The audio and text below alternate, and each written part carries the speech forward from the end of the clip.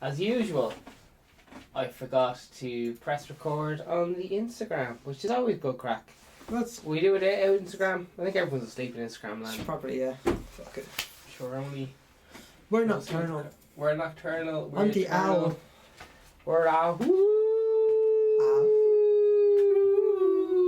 That's good play. What what are we even talking about? Self-control. We're talking about self-control. Which, it's going to take a while It's on the dole. Oh yeah, that's a welcome. It's on parole. Going for a stroll. Like an undercover mole. And I don't know where to fucking go because I'm digging myself into a fucking hole. In the hole. I don't know where to go. Because I don't have any soul. I'm losing self-control. Oh. Because they're just an asshole. Oh.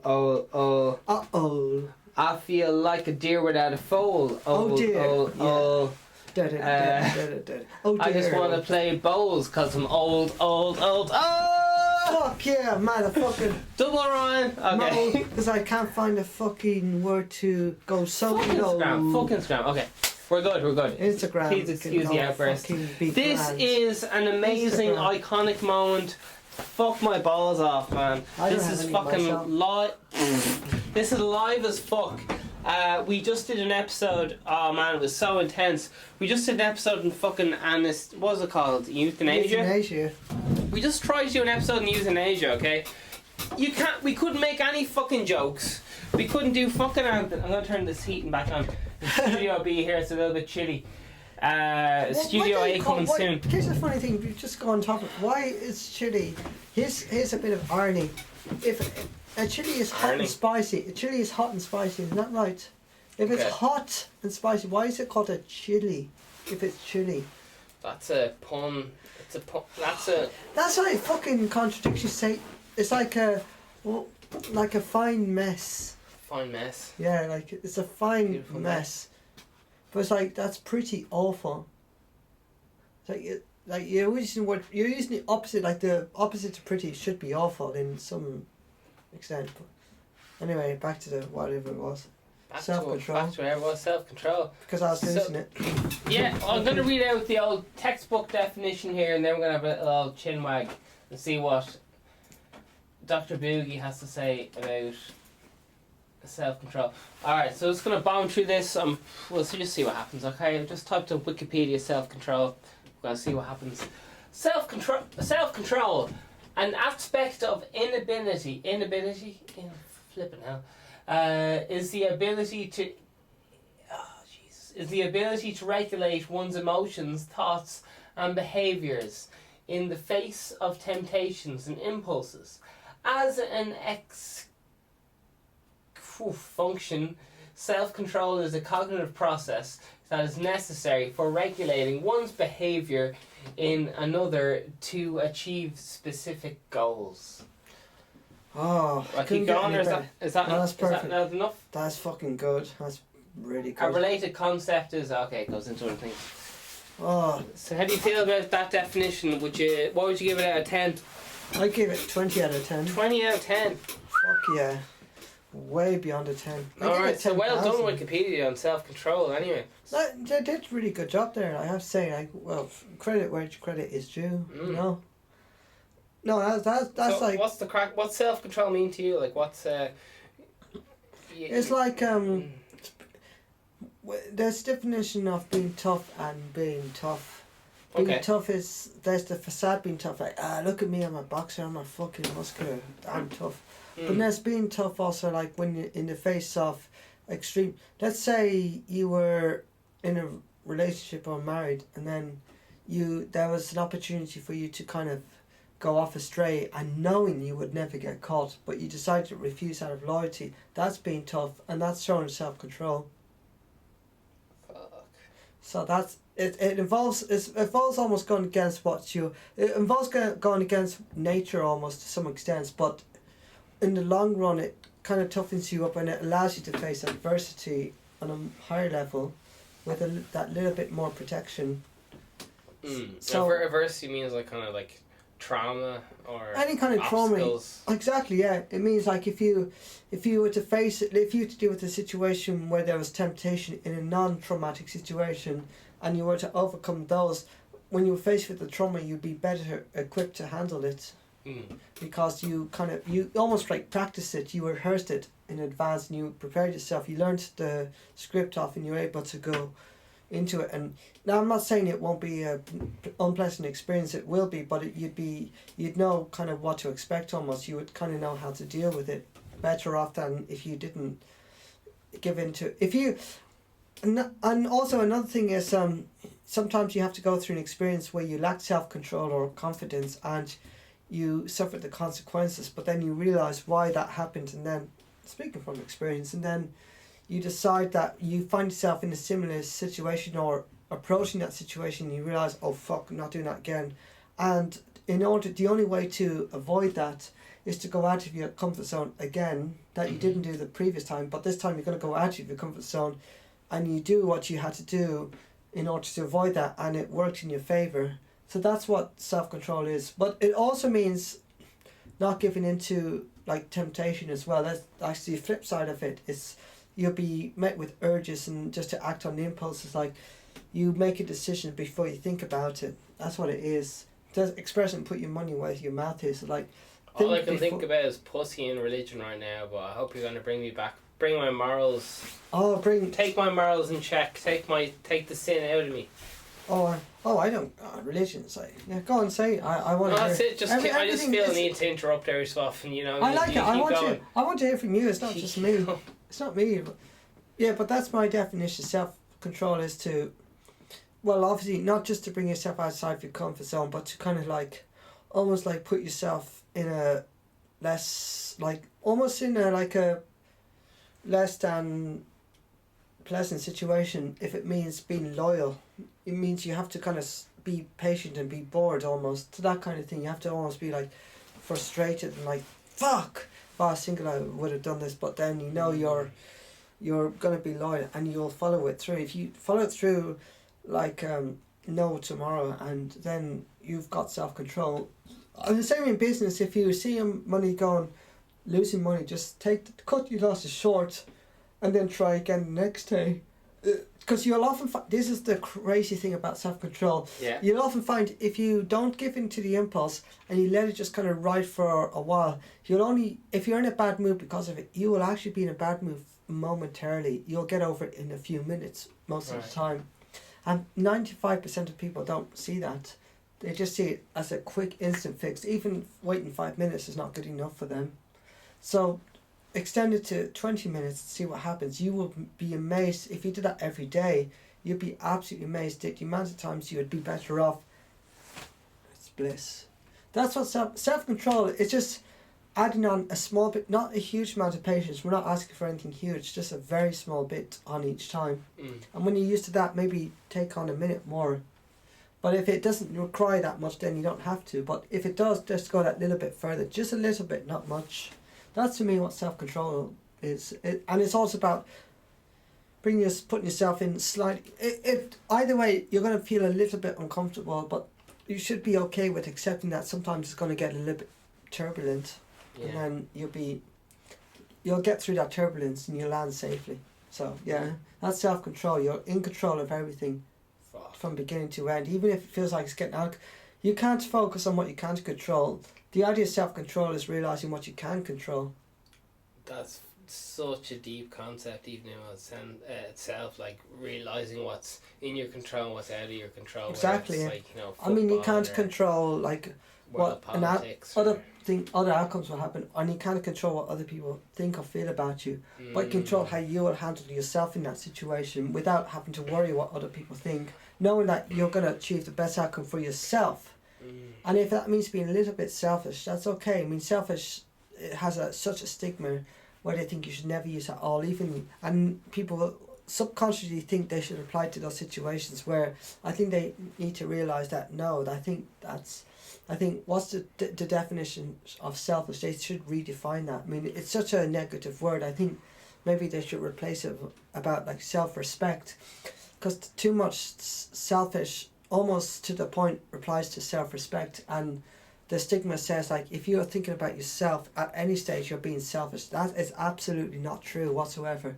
If you find yourself in a situation where you have to gain self-control, and if it appears you're being selfish, absolutely so be. In fact, you're not being selfish. You're doing yourself and everyone a favour. You're doing yourself a favour.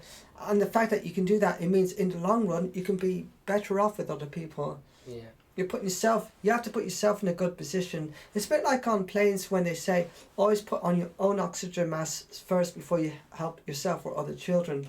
Because at the end of the day, children, if anyone wants to black out first, it should be the children. At least you can put your own oxygen mask on first, so then you're consciously aware to put the mask on the other children, and then they'll wake up. But if the children don't know how to put on the mask on anyone or themselves, so if you didn't do that and you tried to put on the children first and you blacked out in the process, there's no hope whatsoever. Like, you're gonna die and the children's gonna die because they haven't a fucking clue what's going on. But at least if you're being selfish and put it on yourself, you can do it quickly and then put it on the child, where at least they have some good chance of survival, and they'll survive more likely because you put it on yourself.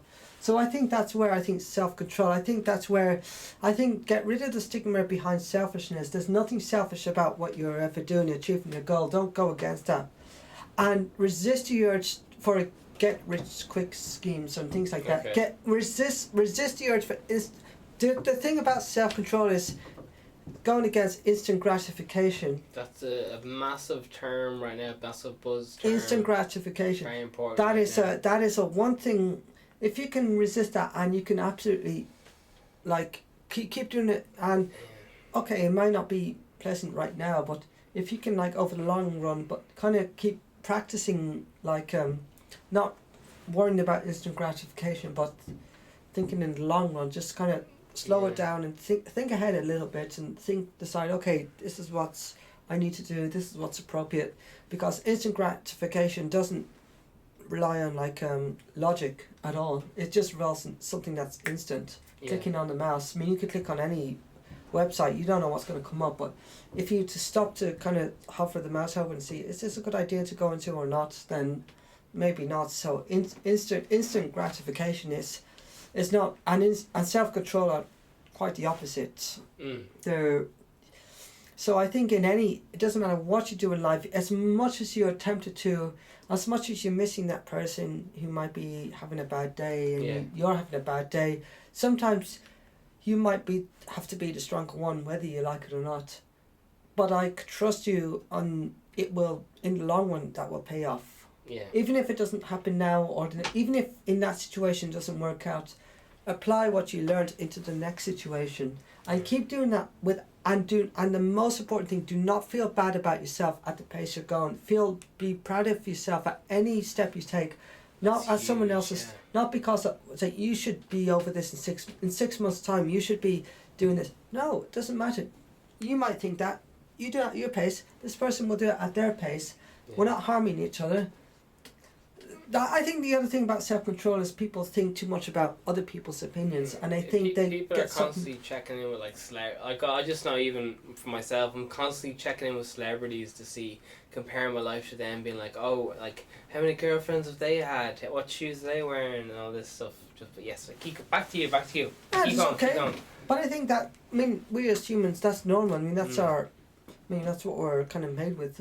Yeah. So and that's okay. We're going to be presented with that challenge, and it's just like another, a job for us to do. Is to kind of work on. It's just another job for us to work on.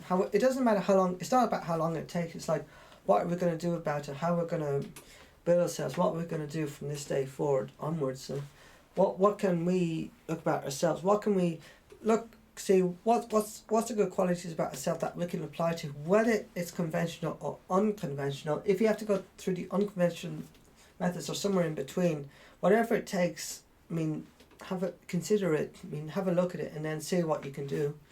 What help can you get, what support, what can you do, and what is look into any kind of situation, even if say you're looking at celebrity, try to see what you have in common first before, and then kind of weigh in what you have in common, weigh in the differences and decide, okay, let's go by this and see what we can do next.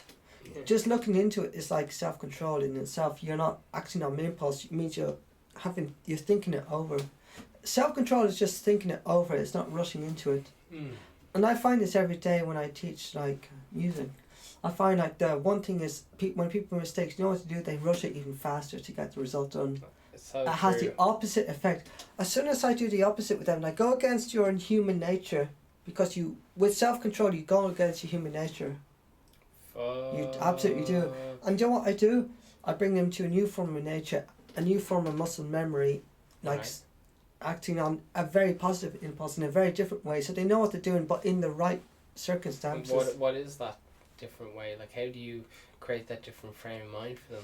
I kind of slow it down and I let them see from this perspective, like, look at this way, try it this way, look into the absolute minute detail. You don't actually like get them to look at the piano from a different angle, like what, do you just explain it in a different way, or how does that work? If we was looking at the piano, I might say, you got white keys. I say, how about look at the black keys to help you find the right keys? Yeah, when you said that to me, that blew my mind. I was like, oh fuck, it's so simple, and I didn't just look for the simplest solution, and then do it slowly, and then keep rinse and repeat. And then you won't have to gradually do it faster, and if you did, you wouldn't really realise you'd be doing it faster without you knowing, but you know you're doing the right thing. You will know, and you'll trust yourself. You're confident enough to do the right thing. And that goes with anything whatsoever. It doesn't matter what you're pursuing. Like, if you feel like the goings get tough and you should give up, keep going. Maybe you're rushing ahead. You will find that 99% of the time you're rushing ahead. You're taking 2 or 3 steps ahead. You're looking for that shortcut. Self-control is realising there's no shortcuts. And don't think you have to have the deadline to have the skill achieved by that next summer to go on a holiday. Because if you do, then you're putting situations that you can't afford to lose on the line. You're putting your dignity. So whatever happens there is a bonus on top of everything else. Have very, very realistic expectations, but be okay with them as well. Not because of what other people say you should have. You should be okay. If someone says you should have in 6 months when you think you'll get it in 3 years, get it in 3 years. And if you get it by 3 years, then whatever that person was saying, they weren't thinking the same as you. They're not. Everyone, I mean, we don't, unless you can put yourself in that person's shoes and their entire lifestyle, no one knows like really what you're not the answer to anyone's problems. Like, some of the stuff you're talking about sounds like there's a term, keeping up with the Joneses. Have you ever heard of that one? The Jones? No, it's like trying to do what the people across the road from you are doing, like trying to do whatever your best friend's doing. Keep up with the Joneses. It's like kind of, someone tells you to jump off a cliff, you do it yourself or something. That kind of thing, yeah. There's a lot of different metaphors and different cultures. Can't remember it, yeah. Yeah. Well, maybe it's the same analogy. I don't know. Maybe. I think. I think if I really wanted to get into the nitty-gritty of self-control, I'm going to get down to the basic. I think where self-control really becomes important is when it's in this. It's in the face of temptation more than adversity. It's not really when.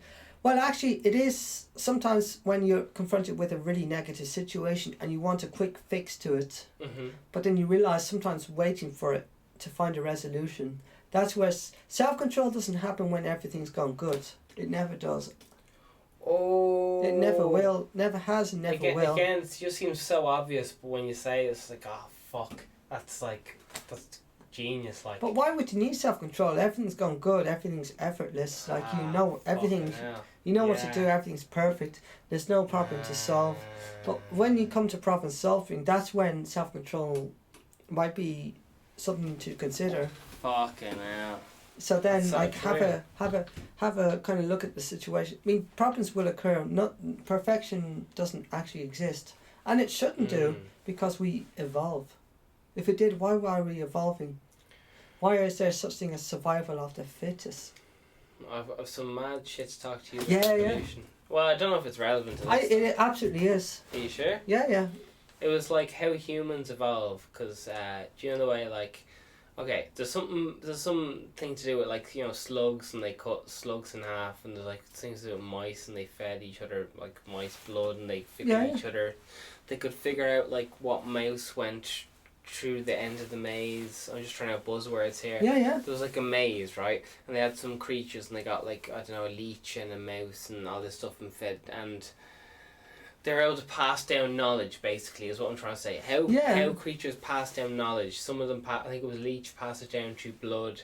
If a creature had gone through this mechanism, this maze, they're able to pass on the information of how to do it through blood. And another one, the mouse, they were able to pass it down to giving birth or something. I'm giving the wrong animals. No, here, not at all. No, that's perfect. That's right, but what I was trying to say was that humans, they were trying to figure out like what's the human equivalent to this, like either passing it out through genes, or else passing it down through whatever the other buzzword is was. And that's where survival of the fittest comes in, because survival of the fittest does a thing called process of elimination, and another word in this situation of process of elimination is trial and error.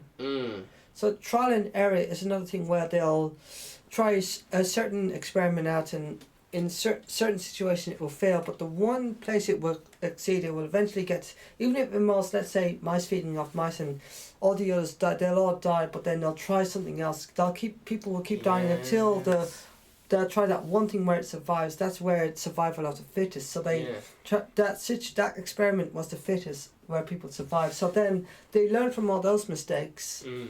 And because of obviously there had to be self-control, because if they were acting on impulse, they wouldn't have thought about the previous mistakes. Even nature can even. That's why you have thorns to deter birds away. Shit. Because it's not like a so-called, what they say, like why everything's just God put the thorns, put the birds. It's so-called the branches growing, the thorns are going to grow anyway, but a certain amount of birds were too dumb to realise that the thorns were going to prick them. But then just by... So they not just get burnt? I don't know. I'm going to... Yeah. I'm going off way off No, fucking top. I fucking love it. Did they not just... Alright, but the human version, I'm going to say this thing and I'm going back to you. I want to find out what happens with these thorns, and did the birds die, or what the crack happened? I don't know if they died. They probably did, or got just pricked, and I think they threw away, and then... The end of my story anyway is just basically humans' version of passing this knowledge on is through stories. That's the punchline to the story. True, yeah. Is Noah's Ark and so on. The religion, the Bible, the religion and all that, yeah. And they passed in stories, and that's their way of like how you go through the maze. Is not passed down through blood, it's not passed down through birth, and they suddenly know how to go through the maze. It's passed to human version of the stories. We're going to get right back into you, slipping right back into your story. Mine's slightly off topic, but with thorns, I was loving it. I think did the birds die? And that was like, it was to kill off the dumb birds? I think the way the plants grew, I think it grew in a certain way, and the birds didn't die originally, but the birds were going for the plants, and then somehow the seed was a bit stronger. I don't know what it was, the whole environment changed, and then it started growing thorns, and certain birds would go for it and certain wouldn't, and it eventually got to the stage where all of the birds, so the certain time there was probably different species of plants growing, probability that 99% of them would die, but 1% of those plants actually survived. That's why more of those plants grew.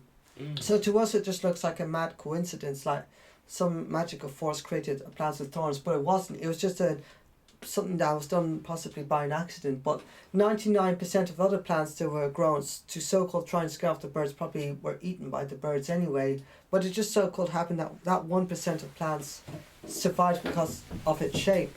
So that's why we associate with plants with thorns are going to kill the birds with nothing else. Cheers. Thanks very much for coming on the podcast. Oh, my pleasure. You're a very sound man. So that's what I think. Survival of the fittest is just like a competition. It's like, out of 100 of you, which one of you species can survive this experiment? So 1% of them did. So because all the others died, they wouldn't keep reproducing. But that one thing that did survive was able to reproduce, procreate. So the thing that... Did you watch that video? I'm guessing you didn't. Did you watch that video I sent you on how the world was made in like 20 minutes? I didn't actually. I knew you didn't watch it.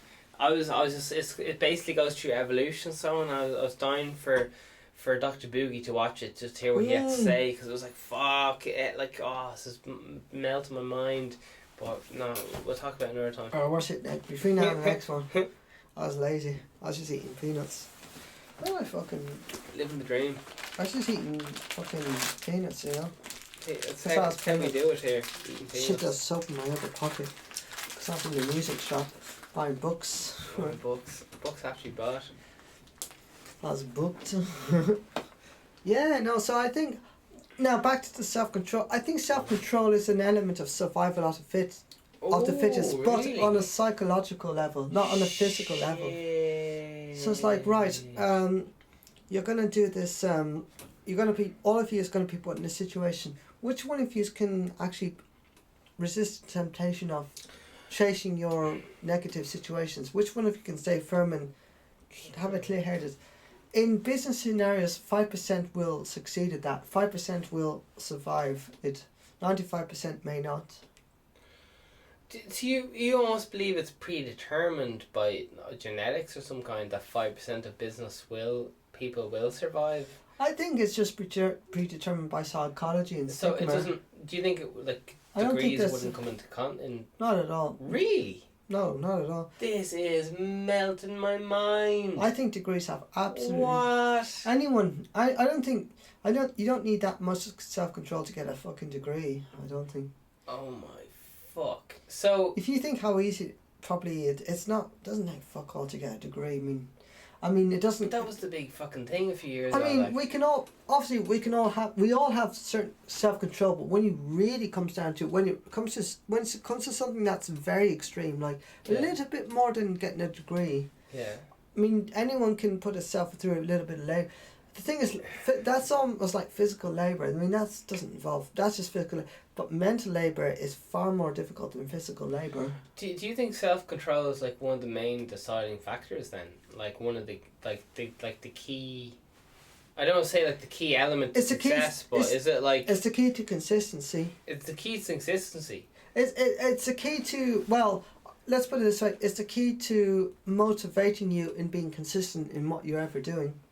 Fucking hell, man. That's what I mean. If you work on your self-control and you spend a little bit of time, you have enough knowledge but just work on self-control and plus use the knowledge and self-control, then I think whatever it is you're doing, just keep at it. You're going on the right path. You will get better because you're actually doing probably what... Is this the fucking answer to life? Did we just fucking discover the answer to life here live in the VeganSteven podcast? I think so. Is the answer to life fucking self-control? Thank you everyone. We're finished.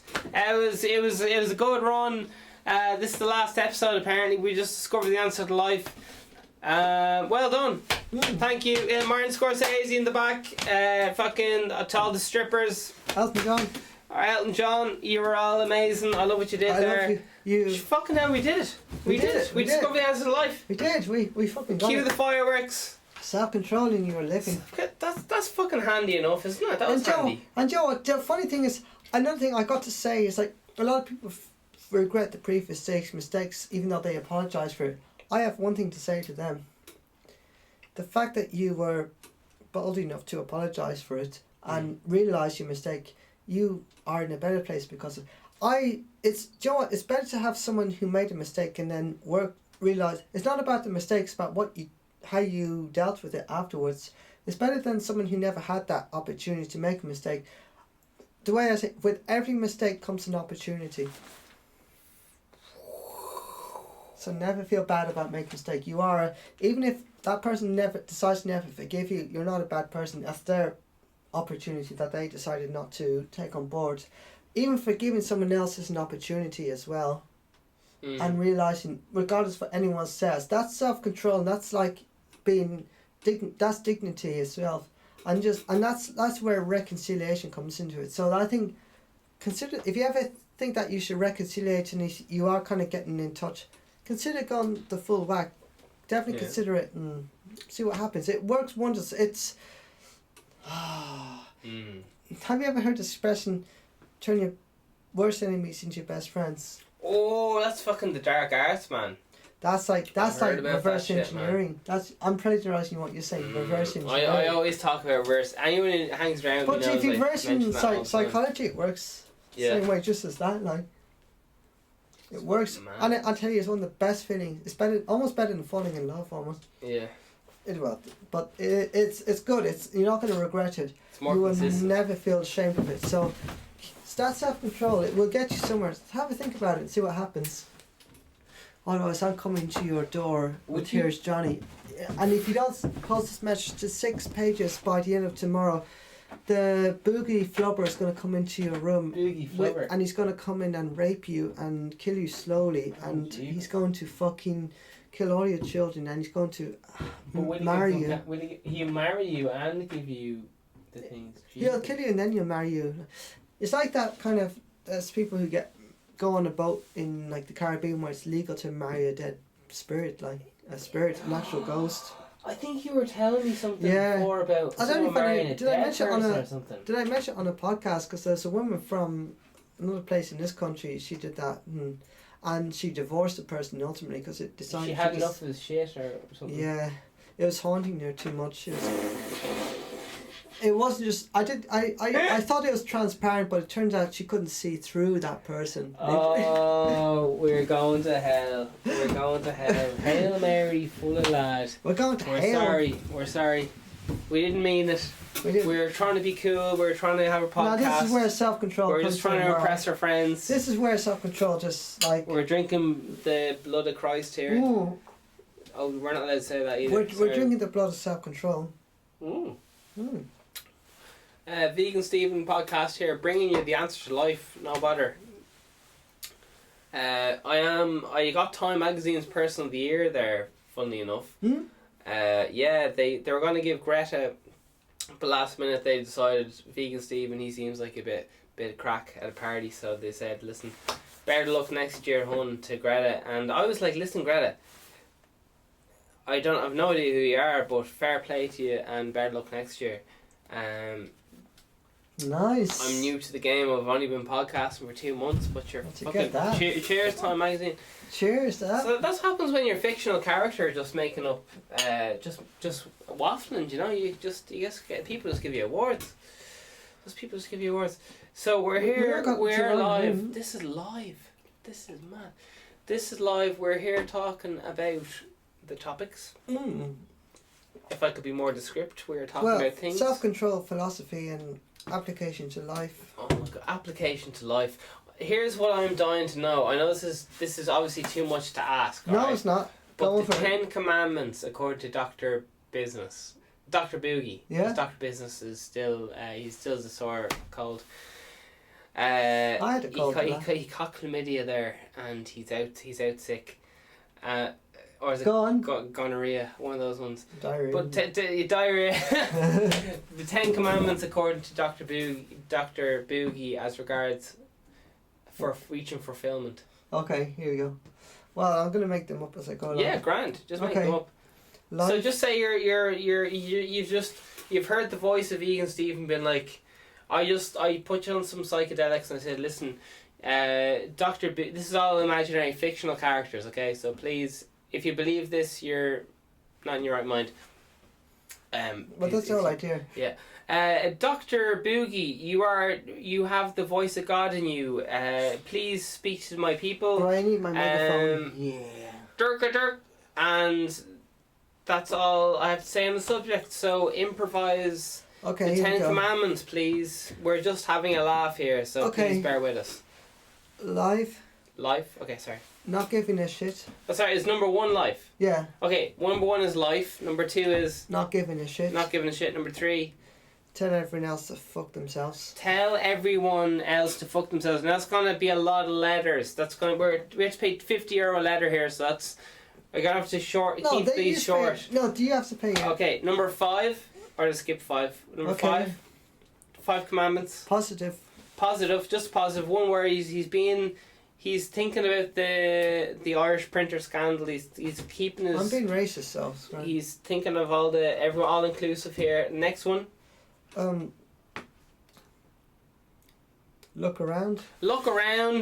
And are we jamming all have we run out?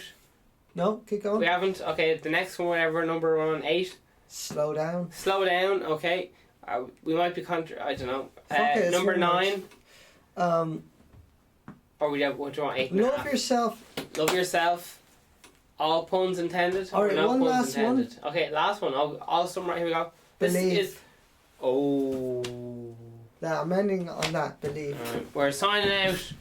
It's been absolutely another iconic episode of the VeganSteven podcast, featuring the absolutely legendary, iconic, once in a lifetime Dr. Boogie.